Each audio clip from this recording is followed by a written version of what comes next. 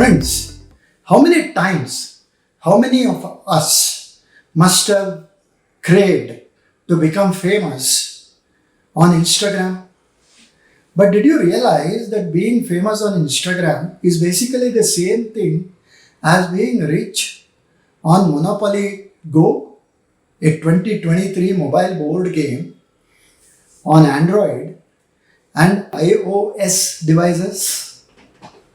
The futility is only realized when the damage is already done. No? A very serious thought for this Saturday.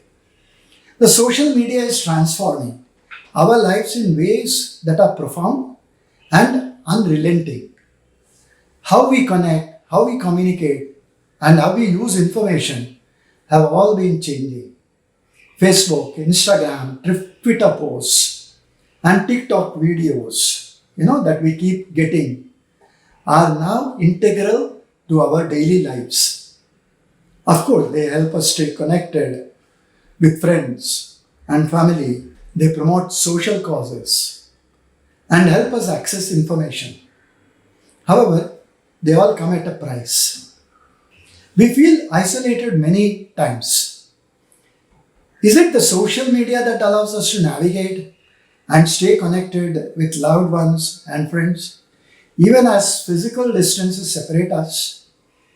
Is that the value addition that we have?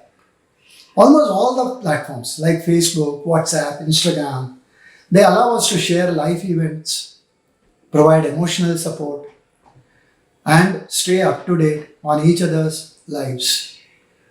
What if some of that information was exaggerated and profoundly affects our lives? That's the flip side, which will cause bouts of isolation and depression. Well, social media provides a platform for individuals with specific mental health conditions or marginalized groups to find communities of support, online forums, groups. It does connect to all of these. And pages dedicated to topics like anxiety, depression, eating disorders, and chronic illnesses, and allow sharing of experiences. The sense of community helps them feel less alone in their struggles. That's a positive side. It even provides advice, and coping strategies. Platforms like Reddit, Twitter, and Facebook, they have groups and pages where people can discuss their mental health openly, which can reduce stigma and help access resources and treatment options. So these are all the positive sides. Companies like Mental Health Awareness have used social media to destigmatize mental health discussions. Many people do not do it out of their own lack of understanding of such issues. This company, the Mental Health Awareness, it encourages open conversations and promotes mental well-being. Through such campaigns, individuals are encouraged to share their experiences, with mental health, which fosters empathy and understanding. Now, is everything right about social media then? No. There are several negative effects on mental health, though it depends on the individual's usage, the pattern in which he uses it, his own personality, and existing mental health conditions. If there are associated mental health conditions, then these things can affect adversely as well. What does the research say? Increased feelings of anxiety and depression are the outcomes of excessive usage of social media. Platforms like Instagram, Facebook, with their constant stream of curated content, that's very important. Most of this content is curated.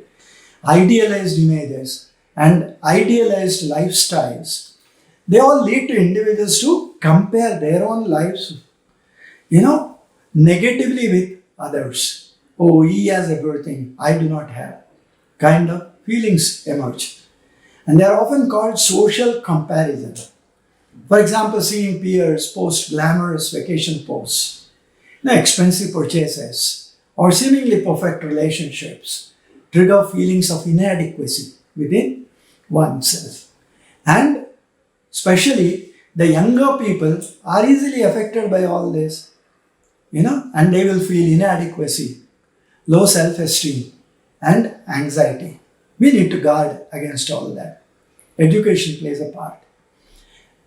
One another factor is fear of missing out, or the FOMO that affects the mental health.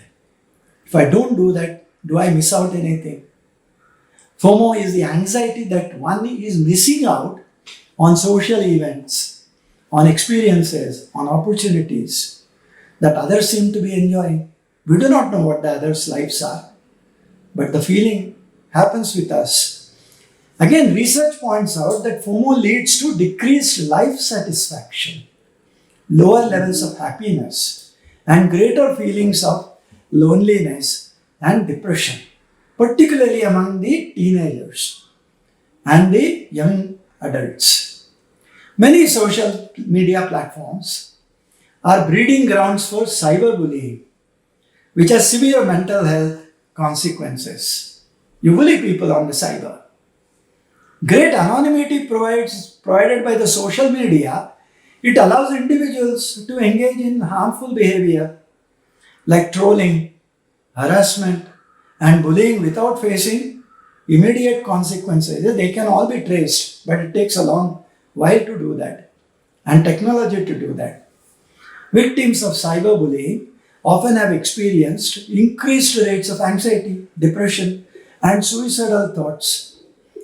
So, especially teenagers who experience, online bullying are more likely to suffer from mental health problems, and they are at a higher risk for self-harm and suicide.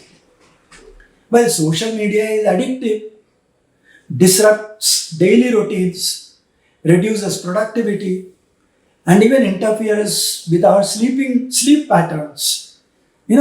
Poor sleep in turn has negative effects on the mental health, exacerbating the conditions like anxiety and depression.